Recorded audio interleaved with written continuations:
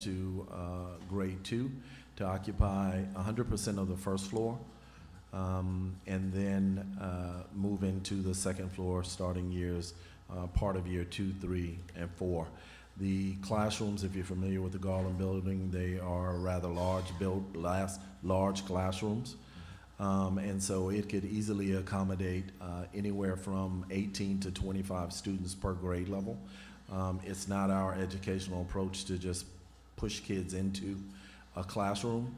And now that we have the space and we have the facility, it is our desire to change that classroom per classroom student mix because we have the room to do so. Okay, thank you. Ms. Turner? My questions have already been answered. Thank you. Dr. Williams? Yes, it's always good to hear discussions around how we're going to serve kids. Yes, I almost feel like I'm at church or something. Two statements I like to make. One, I want to I feel I need to do a disclosure. I work for the Walton Family Foundation. I do not work in the area in which they're before us. We have 4 offices in 4 different states. So, give you another example of that. Close to 20 years ago, I started the Teacher of the Year program here as a grant, and we still make that grant. That in no way means I agree with everything ADA does. So I just wanted to kind of lay that out there as complete disclosure as we move forward here. I think Ms. Newton and I, we tend to be on the same page on a lot of things. So a lot of my questions were around the same ones. Recruitment was an issue for me. Sure. Recruitment was a key issue for me, and you all addressed that. Also, whether there is enough time to effectively start a school. I want to ask that question to get a good, clear answer from you from that perspective. Sure. We're confident that we do have sufficient time, resources, and capacity to open the school in Little Rock on August 13th. Okay. You feel good about the teachers and the recruitment? Yeah. The applications that we've really seen some very talented people step forward and express an interest in being a part of the Friendship family. One simple story, we had a gentleman that traveled 4 hours to come and interview with our school. He's a recent graduate of Philander Smith University. He's heard about our schools and he made it, traveled from his home 4 hours to interview. That's an example of how we've begun to garner support for among the instructional staff, not just in the individual communities, but with respect to the local universities and colleges. We spoke at the graduation class for Philander Smith. At that time, we began to recruit and identify highly qualified teachers, some young teachers, but also those that have a pure interest in educating our kids. So the issue of staffing is something that we really appreciate. Part of the Friendship model is really about not just creating providing professional development and training for our staff, but it's also our school leaders. Our school leaders that are here in Little Rock have been enrolled in the Relay Leadership Training Program that they will attend in July.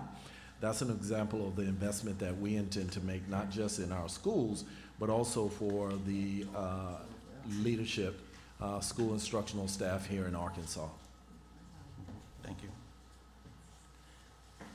Okay, I do have a couple of questions. I've got 3 right now. So the first one, so let's go the other way. Let's say that you're worried about this 160, but let's say that your gorilla team is really successful and it's 260.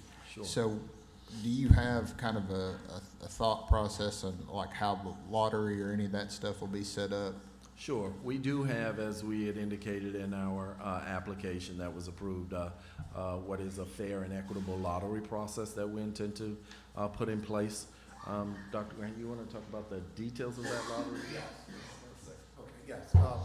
So, as you know, they will apply, and we will give a 3 to 4 week window for all applications to be received, and then we'll have an open lottery. People are invited to see names pulled out of the hat or bucket, and if we, get that, and then we'll create a wait list based on that, and we'll pull all names out that have been submitted and create the wait list based on the order in which your name was pulled. So if someone does not show to enroll, we'll know number 1, number 2, number 3 on the wait list. We'll then go down the list. Okay. All right. Another question, this may be probably more for our finance folks, Ms. Smith. Just a question. Knowing that, the original plan was to open 2 different years, is there any concerns from our finance folks as far as them budgetarily being able to handle this? See, nodding your heads no, okay. All right, and then my third question is, and reading the amendment request, the only thing that I see in the amendment request is to open next year. I don't see a location change, and this may be more for our folks, Ms. Boyd or Ms. Davis. Is it because they didn't identify a location before is the reason why there's not an amendment request, or so they don't have to make an amendment to identify their building? Is that? That's correct. And I believe in the amendment request documents, there is information about the location, but because there was not a previous location, then we're not following the location change protocol. Okay. And with a recently passed law, that Doesn't- applying without a location is It's okay. okay. Yeah. Okay. All right. Other questions? We can. Okay. Any questions down there? All right. Not seeing any other questions. We have, of course, our decisions are to approve the request, deny the request, or take the matter under advisement for future meetings. So with that, Ms. Davis, is there anything else outstanding on this application? All right, so I will entertain a motion regarding Friendship's request. Mr. Chairman, I move the approval of the request. Okay, we have a motion to approve. Second. We have a motion and a second. Any discussion? Okay. All those in favor say aye. Aye. Any opposed? All right, motion passes. If you would, take a few minutes to fill out your sheet.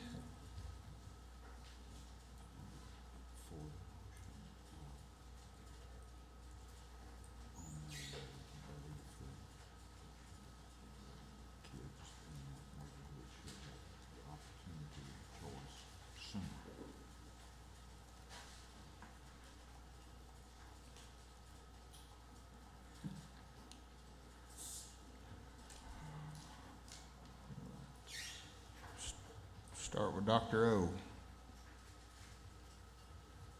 Voted for the motion. I believe that the Academy's plans are well planned and organized, and the plans do include stakeholder input, which is important, and transportation will be provided for the students. I do have some concerns about the recruitment process and the staffing process for the educators. Okay, Ms. Turner? I voted for the motion. This school will provide other opportunities, educational opportunities for students in the neighborhood. All right. Dr. Williams? I voted to approve the request. Friendship has an excellent track record of serving students. I listed as a concern is just the timing. And I stopped there. Mm-hmm. Mr. Wilson? Voted for the motion. It's my interest in seeing that youngsters in those neighborhoods have that opportunity of choice. And with the expectation and hope that Friendship Aspire will open or strengthen communications with the Little Rock School District. I think that's critically important in this whole community, as Mr. Poore has properly pointed out. Thank you. Okay, Ms. Newton? I voted for the motion. The applicant's plans seem complete to affect the start of their school a year earlier than planned. All right, and so that concludes that item. Thank you. Before we move on to item number 5, we'll take a 10-minute break. Bless you. All right, let's take a little break and we'll come back and take up the next item. Shame on you.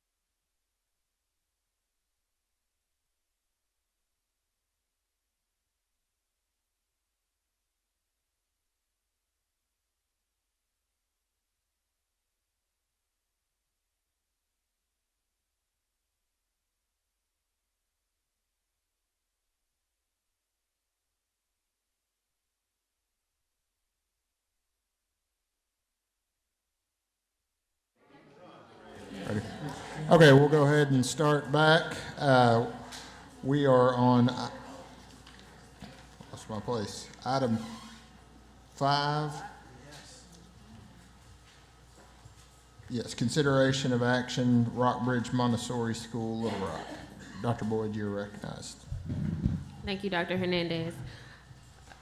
On November 19th, 2014, the State Board of Education approved the application for Rockbridge Montessori School. The charter is approved to serve students in grades K through 8 with a maximum enrollment of 325. On April 26, 2018, the charter authorizing panel met and voted to have Rockbridge Montessori School come before the panel for a full review with a focus on financial viability. Representatives of Rockbridge Montessori School, including their school board members, are appearing before the charter authorizing panel for a full review of their charter. And to get us started with Rockbridge, we have William Felton, who is their superintendent. Oh, I'm sorry. This one is a little bit different in terms of process. So before we get started, I would like for Jennifer Davis to come forward.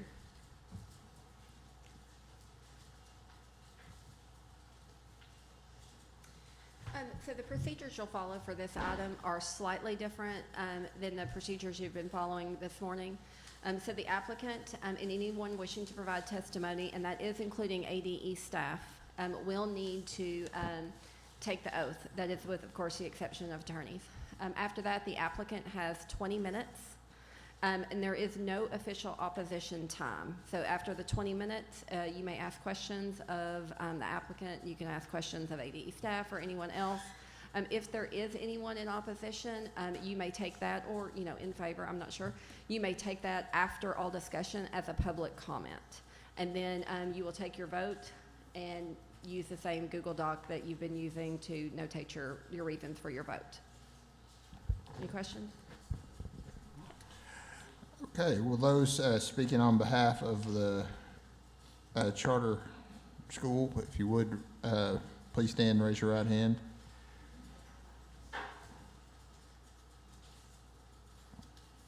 Okay, trying to find my notes here. Do you swear or affirm the testimony you're about to give shall be the truth, the whole truth, and nothing but the truth? Okay, we will start with Mr. Felton. Good morning, board. Good morning. How are y'all? Kind of missed y'all. I haven't seen y'all in a couple of months. So today I'm going to attempt to address the questions that were asked. How did we get to this point? What have we done up to date? I am going to share some current data because I think it's important y'all know that we have good data. And then we've done some scenario planning based on whatever the board decides to do today. I do want to state that Rockbridge, its stakeholders, we know it's a hard position for you to be in today. We respect your decision. We will do everything in our power to help anybody through the process, the students. We are teaching straight up to the last day of school, which is May 31st. If our charter is revoked, we're more and willing to work with the department to make sure that the kids get into the schools they need and make sure the staff has what they need to move forward to new jobs, and that we do the closing checklist with fidelity. So, oh, sorry, looks like it's huge. So, how did we get here? When I took over in July, there was a lot of issues that had to be fixed and a lot of things done. We began looking at how many kids that they were going to turn in to the state. And what we noticed was the number was kind of way too high. So we cut it down to what we had in the system of eSchool. When we did that, I just basically done what I've seen other schools do. Ran class rosters. When the kids didn't show up, we dropped them. When I got requests for transfers, we followed the process. So sometime mid-year, we, through a dual enrollment check, we found 2 kids that were actually homeschooled, but they had moved back into the districts, and it made me wonder where they were at. And so what we found is there were 18 kids basically not assigned to teachers, And so we turned that into the state. And then when we got everything worked out, making sure everything was correct, it cut our funding, monthly funding.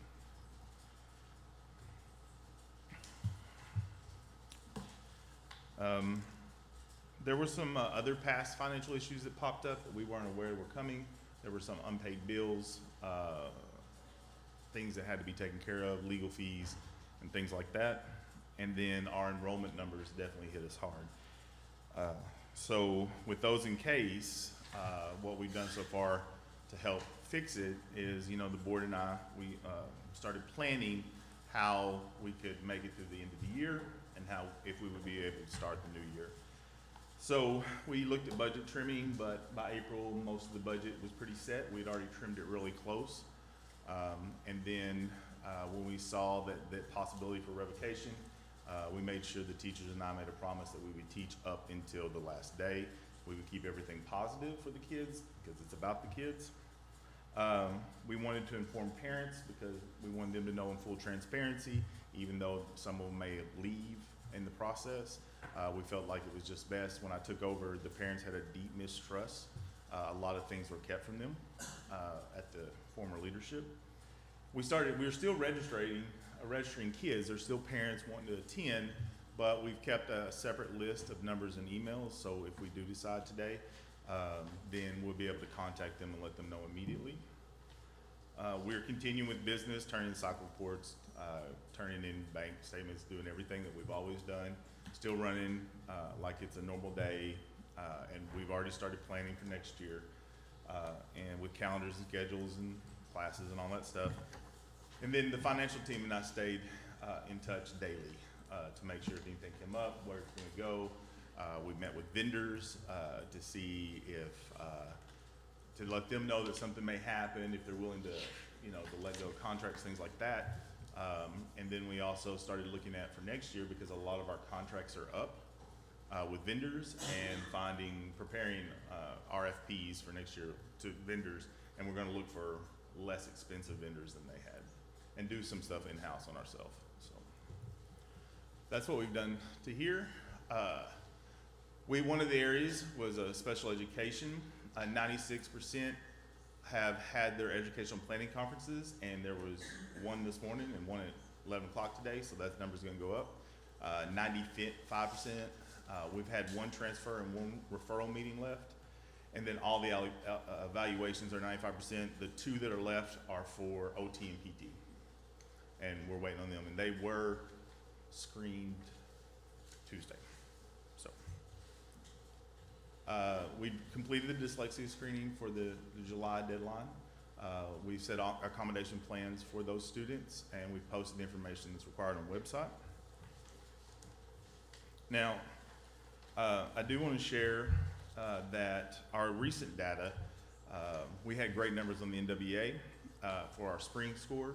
95% of our SPED students did achieve or go above their goal, their yearly growth goal in reading, and 100% did in math. We have 3 more classes left to take the reading test, but overall, I would say in our 7th and 8th grade, 6th, 7th class, 100% met their goal or achieved it above in math, and 85 in reading. We've also had good scores. Those grades that we're looking at, they're currently with what we have is at 50% reaching their goal, but we haven't finished those grades.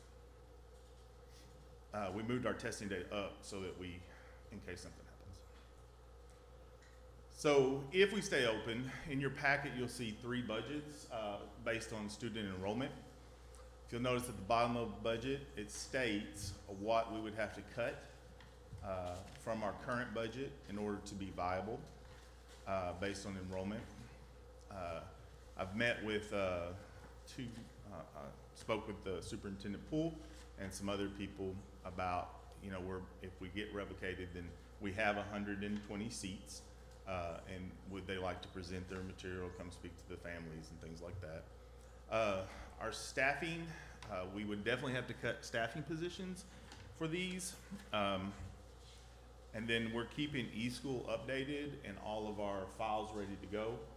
We're setting up stations where wherever the students decide to go, they can have. But as you can see, We have enough money to finish May. June is the problem, and our teacher's last day is June 1st. So all of our bills will be paid in May. If it's revoked, we have already created our transition team. We've written our notification letters to be sent out, and these are based on the steps that the charter schools have to follow that was given to us by Dr. Boyd's office.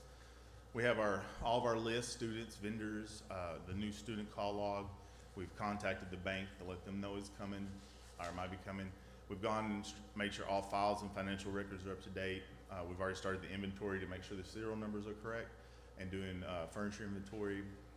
Some of the vendors have already sent their final billing statements. We'll be ready to report to the IRS, retirement, AppScan, ADE. And then we've set possible meeting dates for parents and other things for these meetings to help them find a school. At this time, I'm gonna let one of the parents of the school wanted to speak and tell about her story. Our test scores do show that with modification in the reading area, which is definitely, it was our lower score overall, that Montessori is a good fit for certain children. I felt like as much dedication she's tried, that I would honor her request to speak. So Miss Santiago. She works as our office person / teacher aide / parent liaison, everything.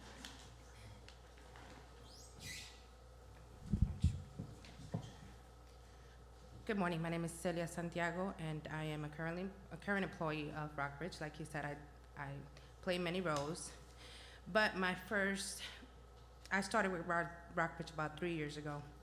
My son Ty Garcia was enrolled in the Benton School District, and at the time he was subjected to constant harassment due to the color of his skin. So I made the decision to place him in a school that was more diverse. I have to say, I was afraid at the beginning when I enrolled him at Rockbridge because the school had just opened and I was not familiar with the Montessori methods. But to my surprise, things went well for him. My son was learning in an environment that allowed him to learn at his own pace, and he was connecting with students and teachers, and for the first time in his young life, he was happy about going to school. He always stated to me, and to this day he still tells me, "Mom, Rockbridge is not a school, it's a home." That is the same feeling I have towards it, not only as an employee, but as a mother.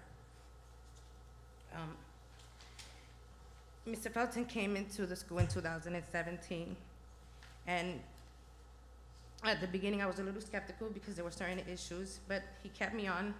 Parents told him, "Ms. Garcia's been there since the beginning, you have to keep her," and so he did. We open our doors at 7 a.m. every morning. We have Mr. Lewis standing out there to greet these children. We have Mr. Rodriguez to serve them breakfast.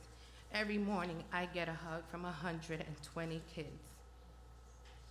Every afternoon, I get the same hug. We are a family. And me, myself, and the staff, we are dedicated to these children. We have a team of teachers that are devoted to them. And we just ask you to give us an opportunity to prove that Rockbridge is here to stay and that we are devoted to our children and their future. These children are a part of our life as well as we are part of their life. Please allow us to continue proving to you that Rockbridge deserves to be open. We deserve a chance.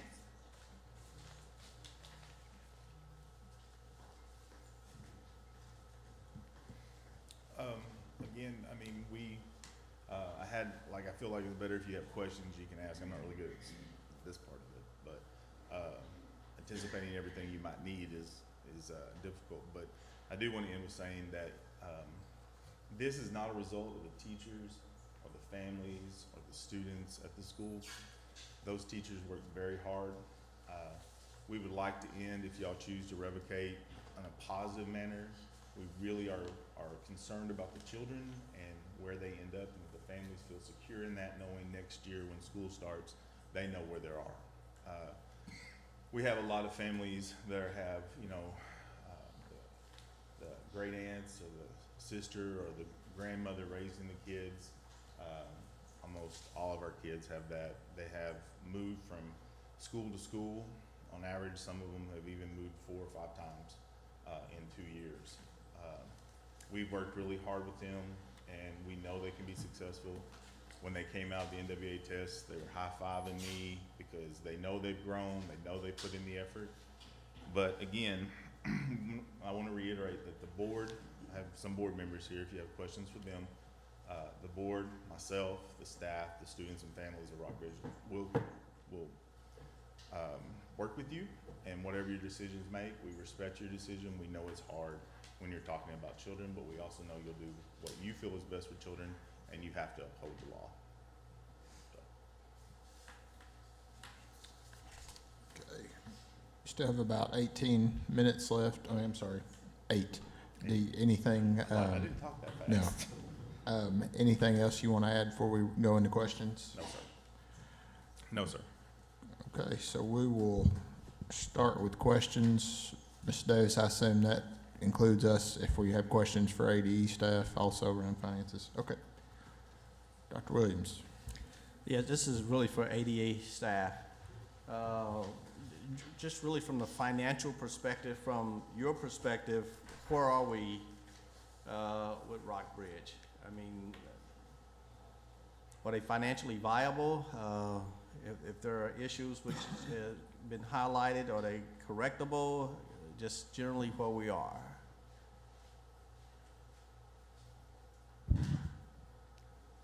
Salia Kazi, Fiscal Services and Support. Our cash flow is in line with what they have submitted to you that you see.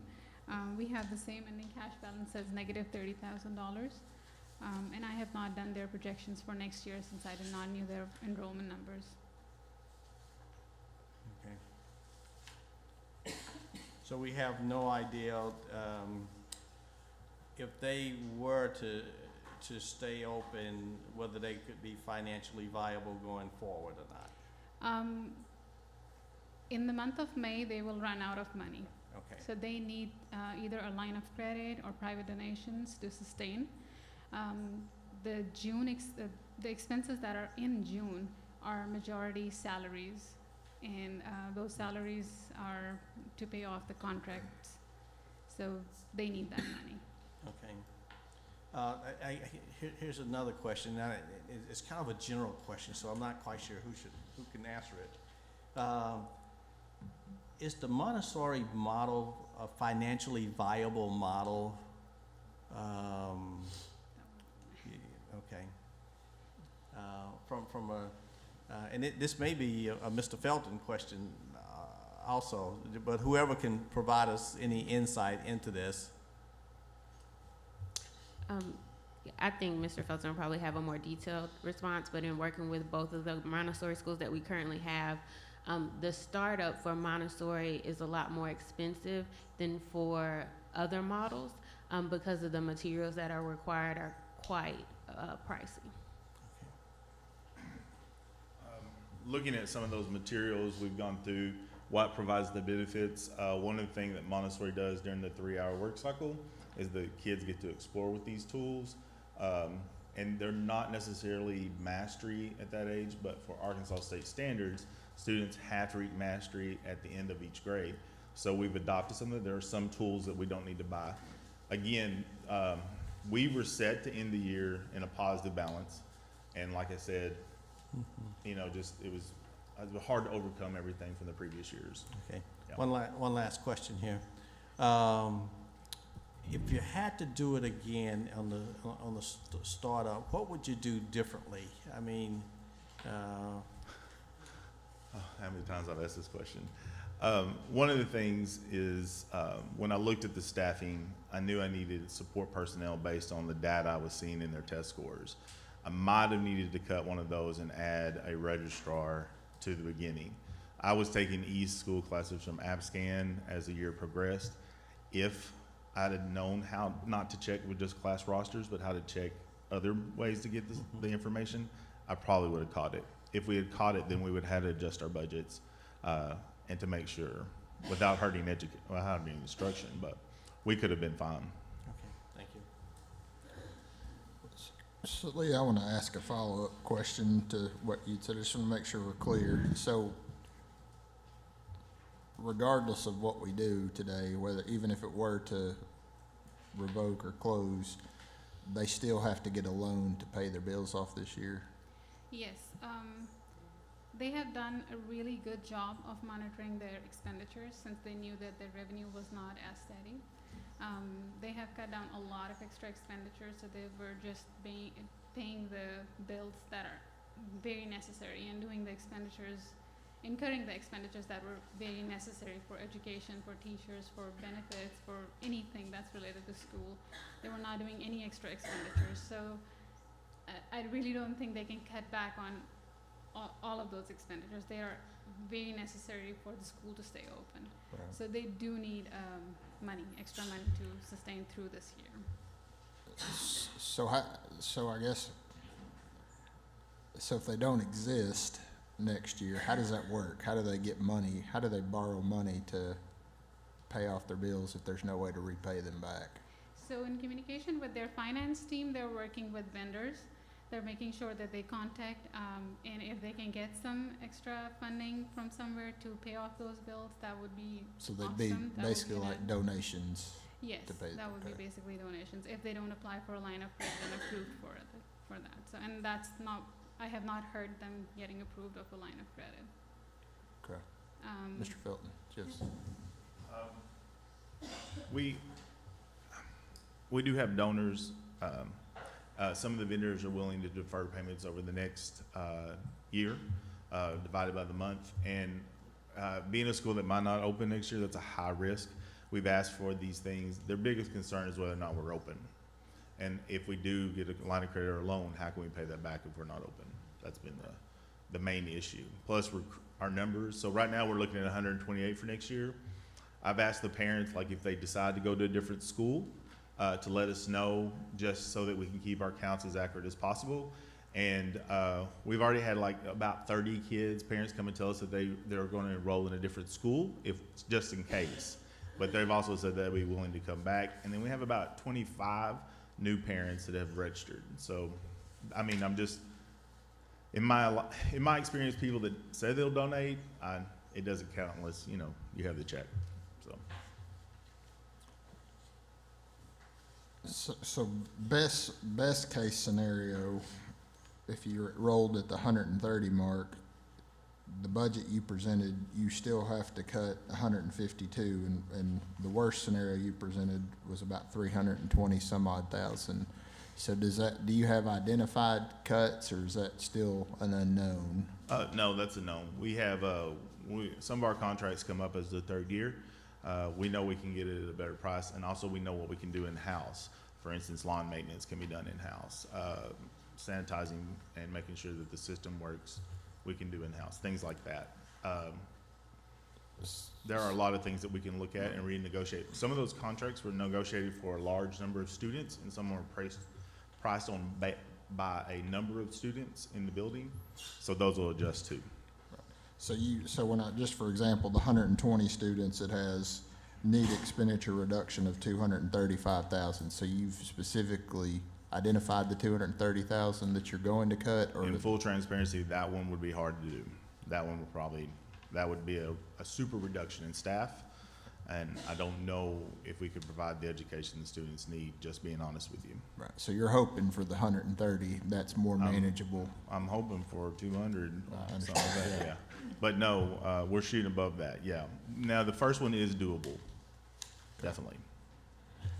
Ms. Turner, any questions? Not right now, thank you. Dr. Elway? I have two questions. One, the first one is about your three proposed budgets for Yes, sir. 2018-19, but it's for the ADE staff. Question, have you all been able to review these, and are they doable or viable moving forward? So I just received this document with you also. I have not been able to review or make my own calculations based off of that. And so my second question is for possibly our charter team, our charter unit. If there are other educational concerns that we should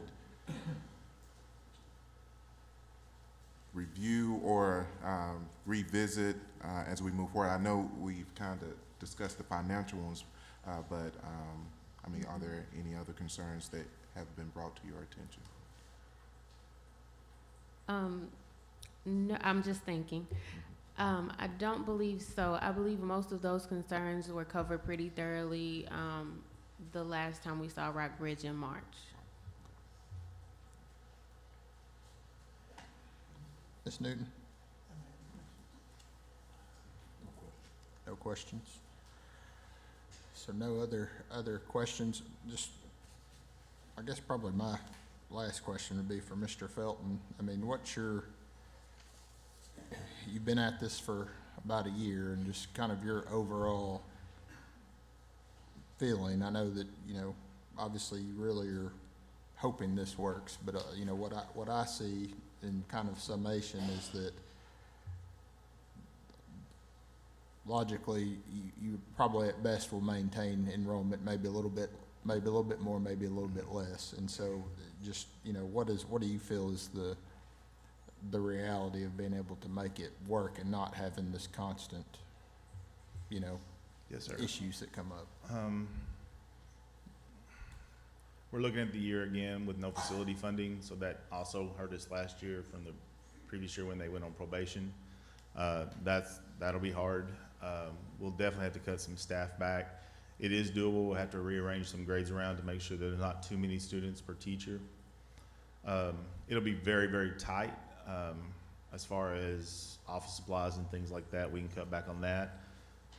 I really feel that the first year, the first total of 130 or 40 we could do, but if we don't increase our enrollment, just being honest with you, it would probably be really, really hard.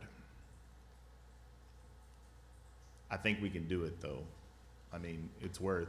This school is definitely one of those schools that don't fit the mold.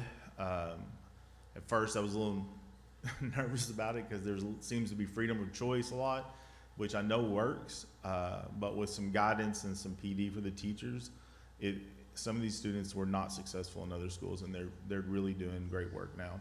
So I would like to keep it going. Any questions for any of their board members or anything? Yeah, I would like to hear from the chair of the board. Just from a board oversight perspective, where are you all on this? Well, my name is Gary Bennett. I'm the school board president. We're going to do everything we can to support Mr. Felton and the staff, and as he says, it's going to be business as usual until the last day of school this year. We're going to keep looking for sources of funding for donations to see if we can come up with this deficit, and we're going to keep pushing and trying to see if we can solve this problem. The school's Mr. Felton's done a fantastic job. He and the staff have done a great job this year. There are lots of children that are being served here that I think are thriving in this environment because of the Montessori method and the freedom within limits that Montessori offers, that I think would definitely benefit through being able to receive this education long term. Okay. Is there anything else, sir? No, thank you. Thank I you. have a follow-up question for you. Yes, sir. So do you have students now in the school? Yes, sir. I have two sons, a seventh grader and a fourth grader.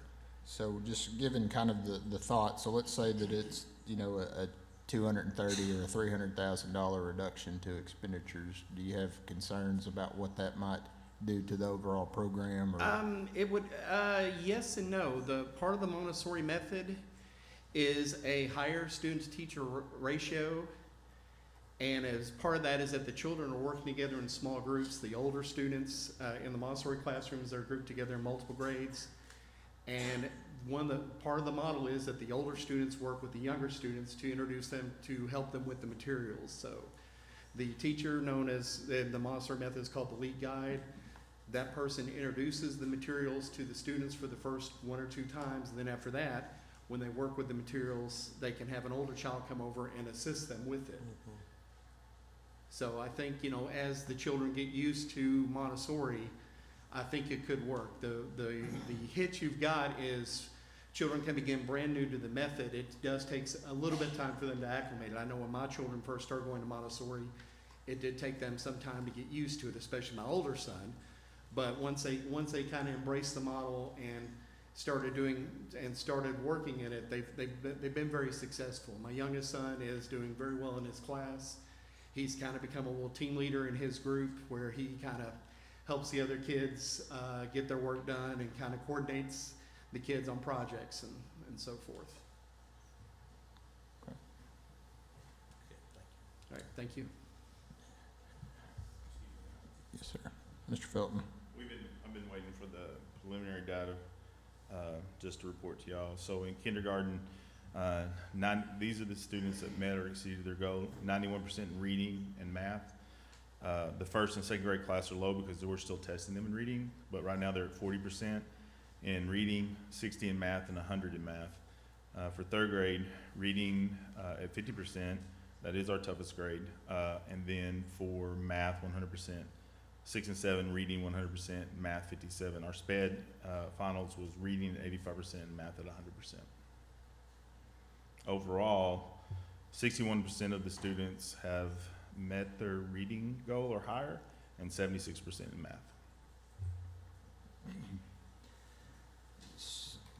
Okay.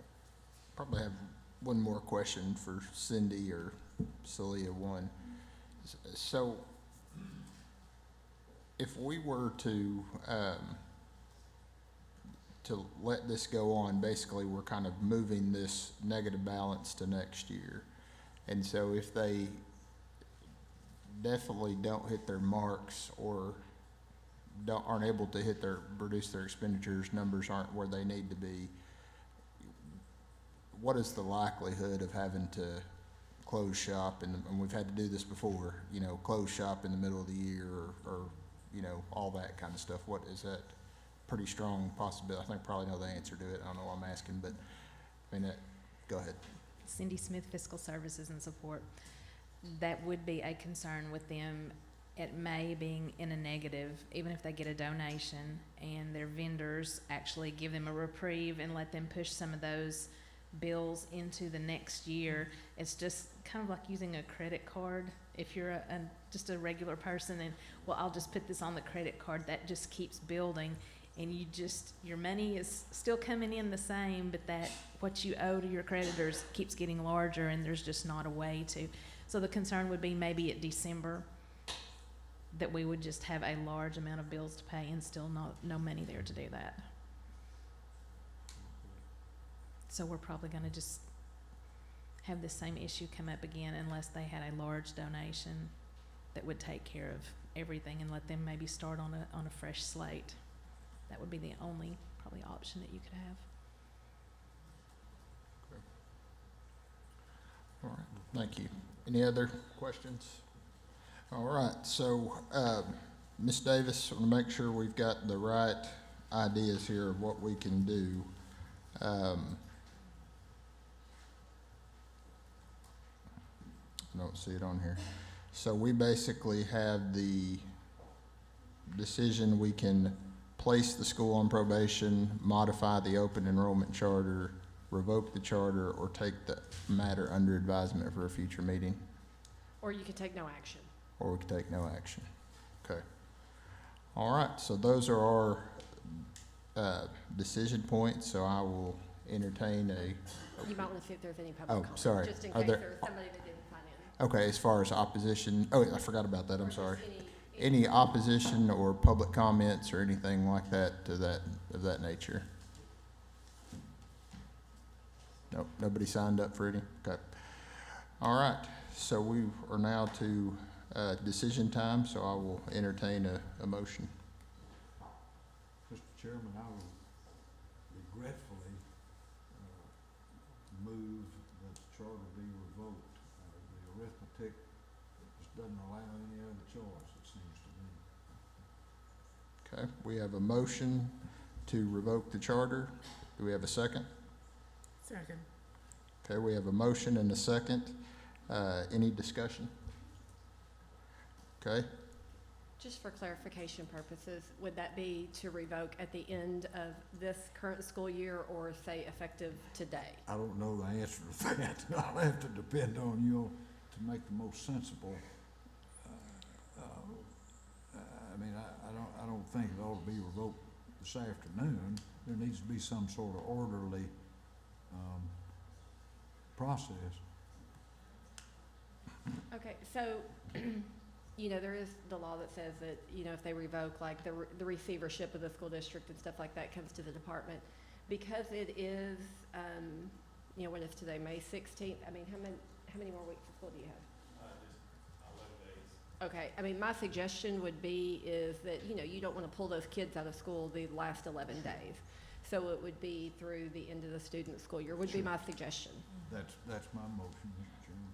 Okay, so to clarify, we have a motion to revoke the charter effective the end of the school year, student day.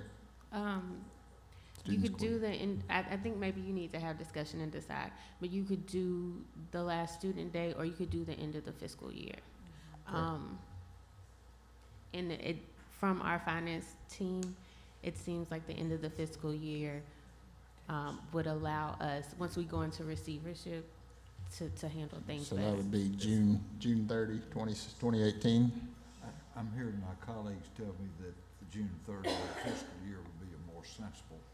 Okay, so we've got, So I modified my okay, motion. so we've got a modified motion for revocation to take effect June 30, 2018, to coincide with the end of the fiscal year. Second. Any other discussion? All those in favor say aye. Aye. Any opposed? Okay, if you would, please fill out your ballot sheets. And we will start with Mr. Wilson. I voted for the motion reluctantly and regretfully. I am very sympathetic to the effort of Mr. Felton and the board, but the arithmetic cold-bloodedly just does not admit of any other solution, it seems to me.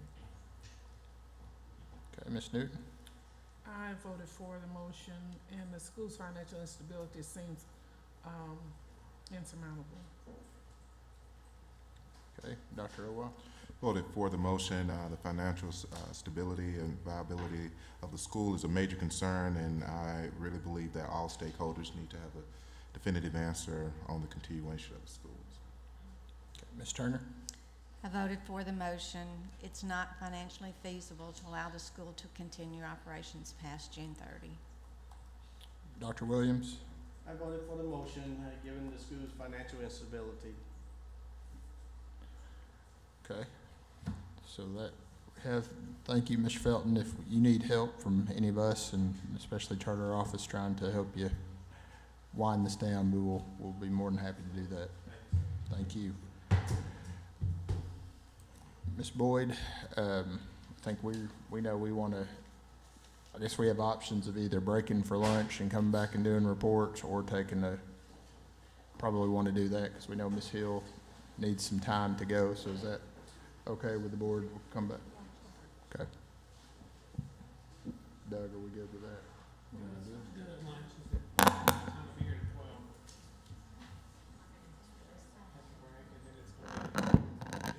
Unless we can knock these Okay. reports out. Want to do that?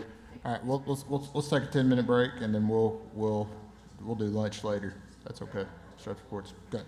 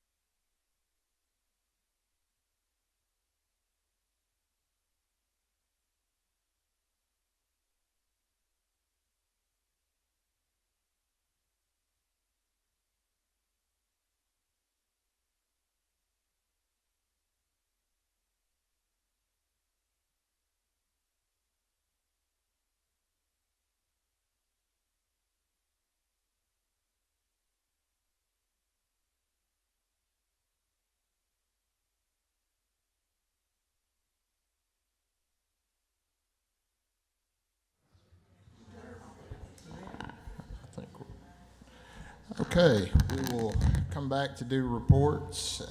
Looks like we have 2 reports. Are we switching the order or keeping the same? We're switching the order. Okay, if so you it don't looks like mind. we'll take up SciTech. So, Dr. Boyd, you are recognized.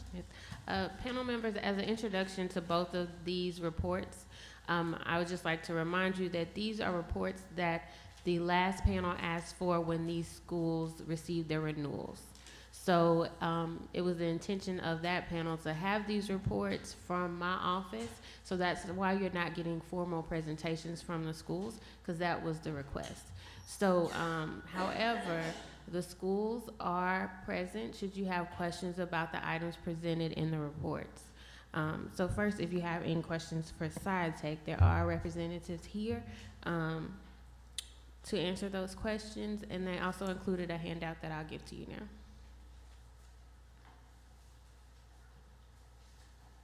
Thank you.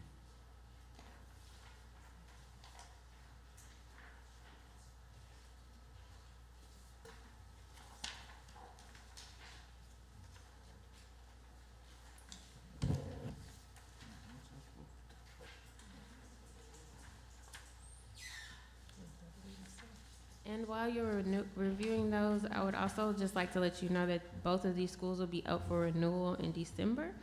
So we'll have an opportunity at that time to take a full review of the schools.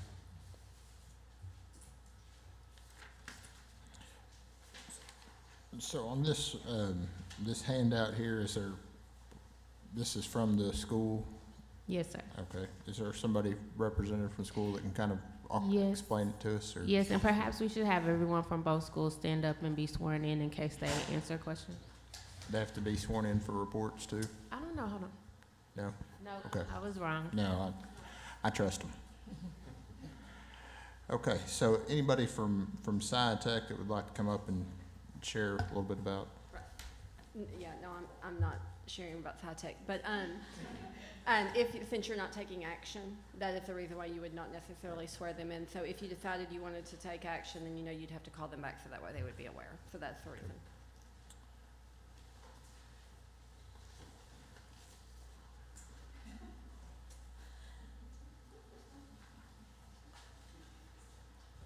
Dr. Hernandez, I'm Katie Hadley, the director.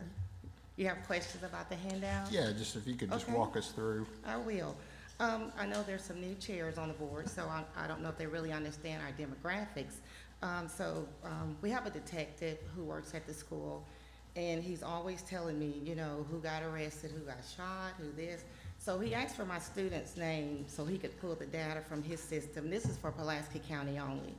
And we had a total of 590 students who have been through our school and in the last 3 years. And because he's saying your schools are just wreaking havoc on the city. And I said, well, you're using that loosely. Give me some information. So he pulled these reports, took him about 2 weeks.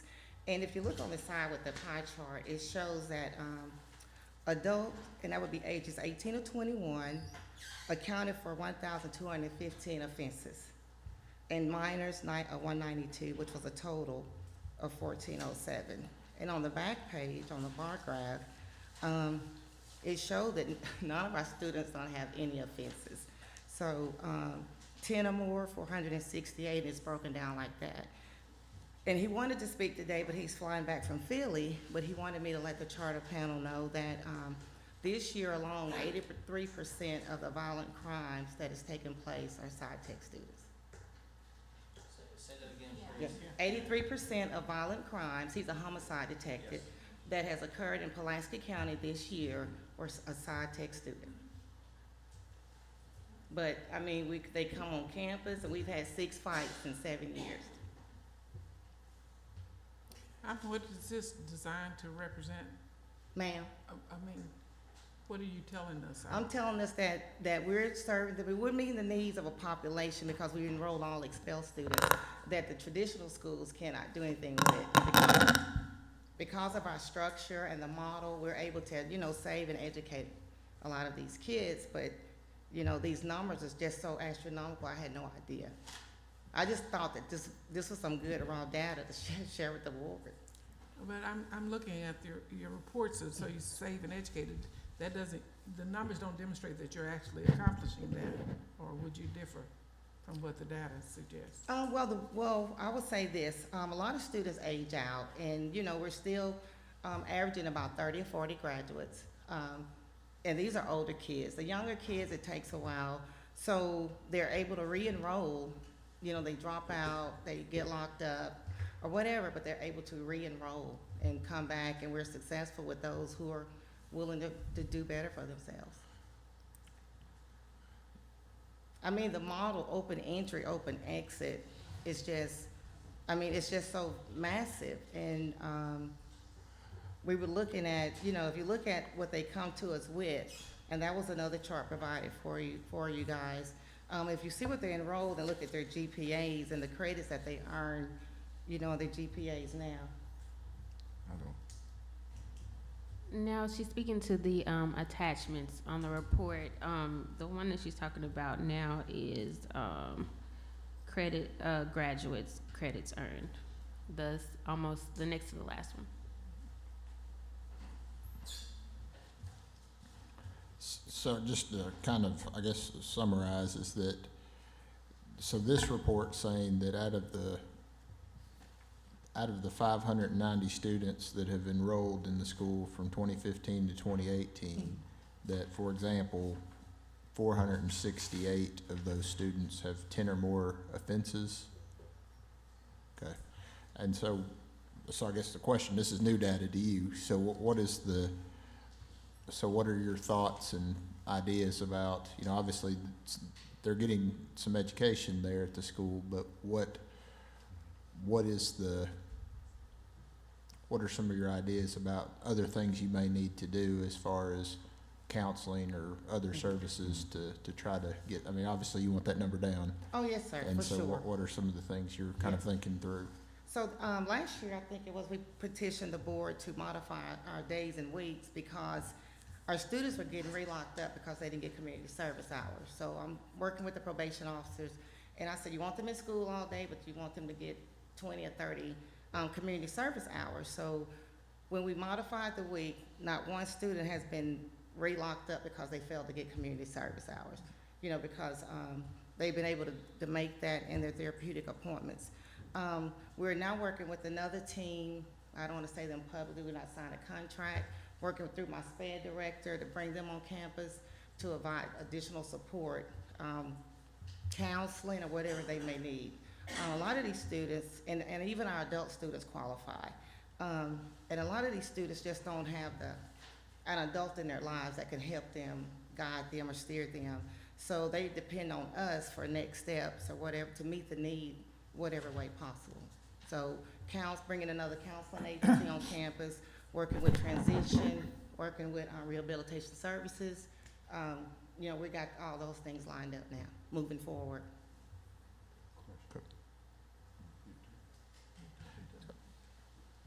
Mr. Wilson?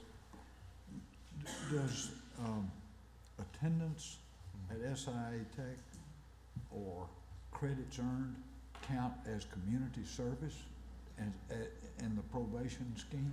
So we're working on that right now because we know we saw the commissioner's memo and there is a course code for community service.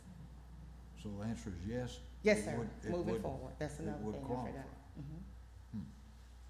That's interesting. Dr. Owa? I had the question about the services.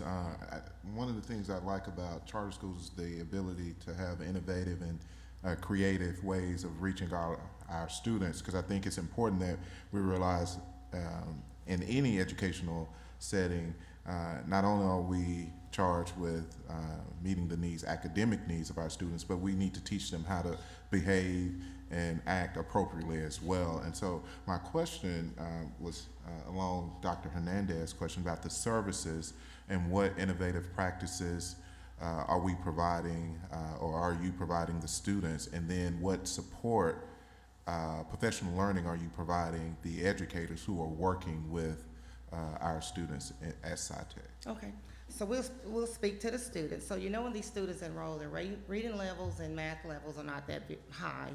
So, and they come with a low skill set socially.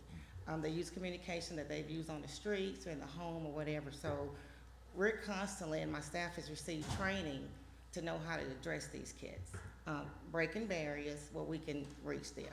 So a child is not going to listen to us who's been broken and who comes to us with pain. And I hate the little cliche, they don't know how much you care, something they something. So we just try to meet that child right where that child is, meet with them, look at their credits, provide an individualized learning plan. There's a team of us, and try to work with this child, set expectations. If there's an adult or guardian in that child's life, we bring them in on the meeting, set expectations, what we will and will not tolerate. Some things are non-negotiable, some things are just zero tolerance because we're dealing with a very difficult population. So as far as training, my staff is very committed. Even though the students may not be there on Friday, we're there several Fridays getting PD.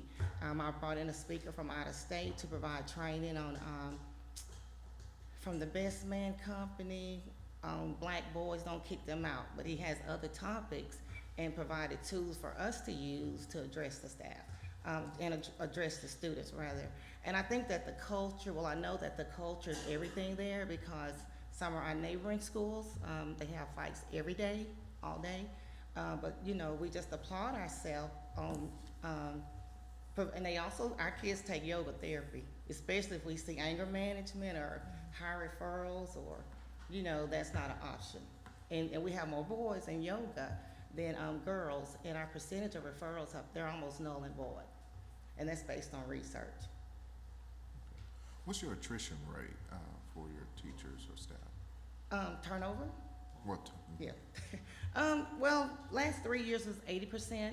I have a couple of teachers who've been with me since I've opened.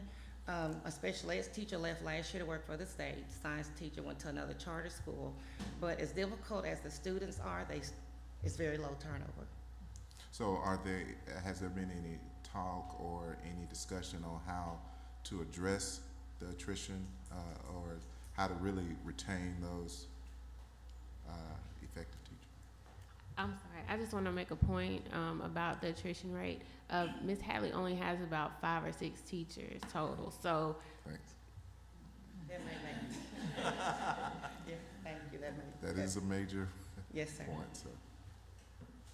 But are there any incentives, or are you working on how are you working to retain teachers? Well, our charter pays 100% medical, dental, and vision. I don't know if any other charters do that. And our pay is very competitive with the other charter schools. But other than that, Dr. Owad, they just have to want to be there with me. That's it. They don't get teacher bonuses. I bought them a t-shirt this year for the first time. I'm just being honest. Our budget doesn't allow for a lot of things. And, they just have to want to be dedicated and want to meet the need.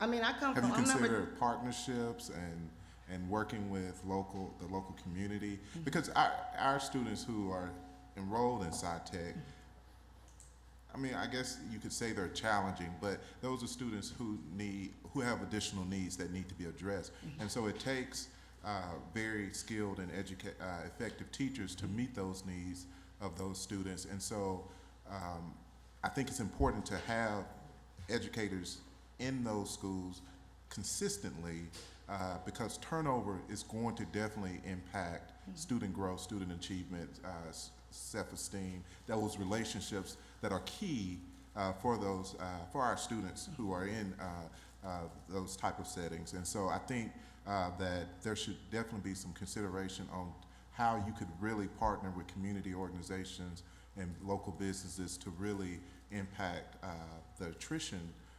If it's 3, 4, 5 teachers, that's going to play a key role in the educational environment in meeting those needs of our students who are in SciTech. So I would definitely encourage that type of discussion. So. And forgive me because, I've had a rough last week, so things have been kind of hectic.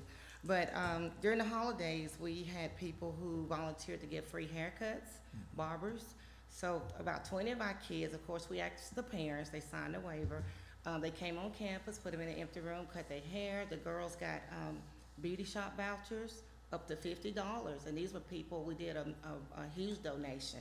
If you would like to donate to our students, and they took, just took it on head first. Our nurse, Davita Crowther, bought Ambetter on campus. I didn't even know about that insurance until this year.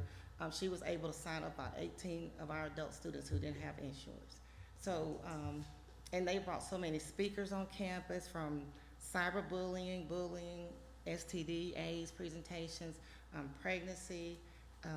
I can't name them all because we've scheduled to try to put these people in front of these kids to provide support, any ways necessary. Ms. Turner? You mentioned Arkansas Rehabilitation Service, so tell me a little bit about that partnership and how that benefits your students. So that's new. That's what we're starting, and our SPED director got that all set up and signed the contract with them, I think, about a week ago.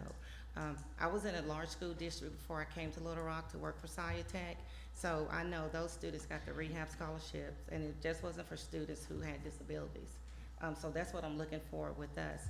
We do have some students go to college, but a lot of them join the military, or we place them in a job, successful job. Dr. Williams? Yes. I'm interested in your kids. Once they come to school, do they stay there to graduate, or are they in and out? I was just looking at the number of offenses. First of all, the data shows that you don't have a job. Yeah. With these numbers. Yeah. But once the students enrolled, are you all able to keep the students enrolled, or are they kind of in and out? No, Dr. Williams, once they enroll and they realize our option is to get them back on track to graduate. Mm-hmm. Of course, our adult students can't go back to their traditional schools, but it's my option that if they want to return back with their peers in a traditional setting, we make sure they make up those credits and allow them to go back. Okay. So But then they go back, but then they come back to us because they realize I don't have to wait a semester, to get a half a credit when I get a whole credit, in a month or a week if they take proficiency tests. Absolutely. Okay. Good work. Thank you. Any other questions about the report? Okay, thank you.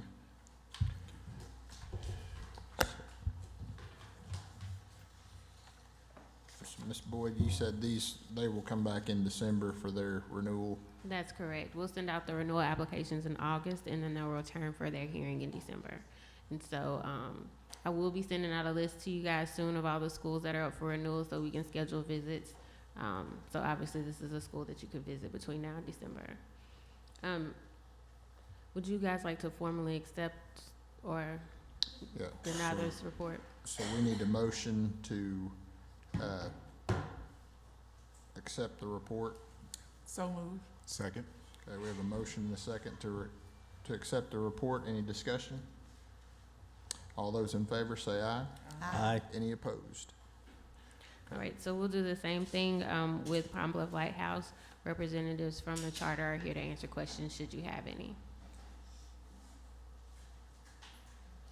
All right, so we have the report in front of us, and any questions that anybody has about the report from Pine Bluff Lighthouse?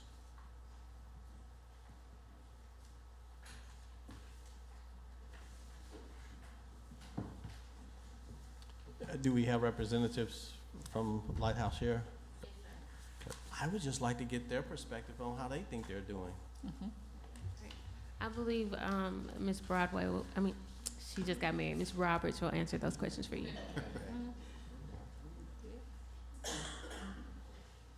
Good afternoon. I'm Lanisha Roberts with Lighthouse Academies. I serve as the executive director for all of the Lighthouse schools here in Arkansas. Thank you for having us today and allowing us to share how do we think we're doing. We have made some significant growth since the last time we were here. We currently, I think when we were here the last time in February 2016, our last report card grade was a D and a F.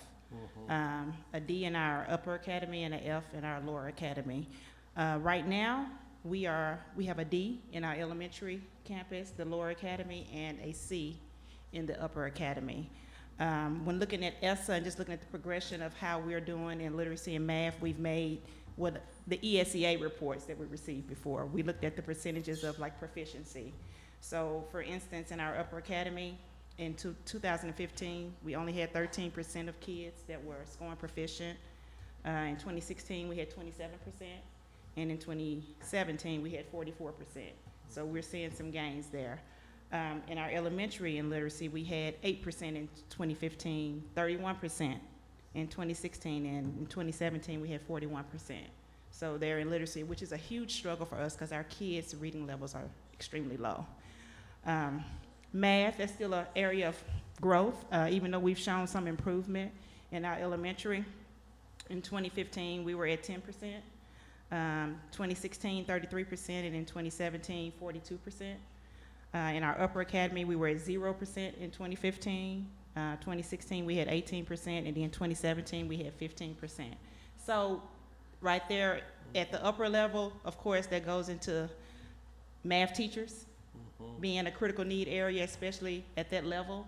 When you say upper level, what grades? It's 7th and 8th. Okay. 7th and 8th grade. So in our upper academy, it's 7th and 8th, and in our lower, it's K through 6.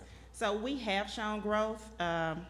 With the ESSA report, looking at the growth model, our elementary campus was at 78% for growth, which is right there at the 80%, and our upper academy was at 81%. So we're showing some, continuous growth, but we know we still have a long ways to go. But we have had the same leaders at the school since we came before the board. We named 2 school leaders, Ms. Smith, who's over our upper academy, and then Mrs. Bryant, who has been there since the school opened, but not as the principal, serves as the principal of the lower. So we're proud about that, and our retention of teachers has been a lot stronger, which is very hard in Pine Bluff. Thank you. Sorry, I just make a point of clarification on the growth, and this is something I know lots of people kind of struggle with how to conceptualize that. So when we say the elementary and the high school have it's not necessarily a percent, it's an actual score. And so what that means is that if 80's that score mark, that just is saying that on average, kids are meeting their expected growth in that building. So when it's anything below that, that just means on average, students aren't meeting their expected growth. And then by virtue of the 81 being that kids on average are meeting their expected growth. So I just want to make that clarification. Yes, sir. Okay, any other questions about the report or anything for Ms. Roberts, right? Yeah, good. Nope, okay. So with that, we'll accept anything else, Dr. Boyd? A quick question to that. There was nothing from the state that we should be aware of on this report, was there? No, I would just like to add that every time Ms. Perry, who goes out and visits my open enrollment charter schools, when she goes to Pine Bluff, when she returns, her comment is that the principals in the building are working really hard. And Ms. Perry being a former school leader herself, I think that speaks a lot. So they're working to make those changes. All right. Mr. Chair, I move that we accept the report for the Pine Bluff Lighthouse Academy. Okay. Second. Motion and a second. Any discussion? All right. All those in favor, say aye. Aye. Any opposed? Okay, I don't see any other items on our agenda. I know this is probably our first charter panel since you've been dubbed Dr. Alexander Boyd, so just want to say congratulations. Thank you. Thank you. Okay, so with that, I think we'll need a motion to adjourn. Second. Okay, a motion and a second. All those in favor? Aye. Aye. Any opposed? Okay, so we have lunch. Yeah, lunch in the commissioner's Lunch in conference room. Commissioner's conference room. Yep. Ms. Newt. Not going to oppose that one, are we? No, not at all. I just love the timing on this too. My drop dead time was 2 o'clock today, so. Yes.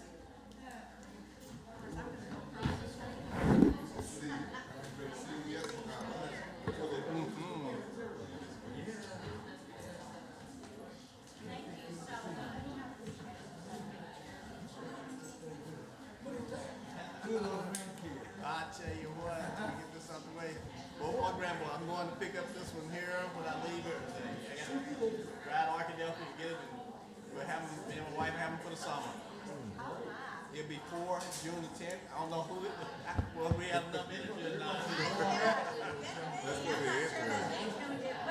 I know.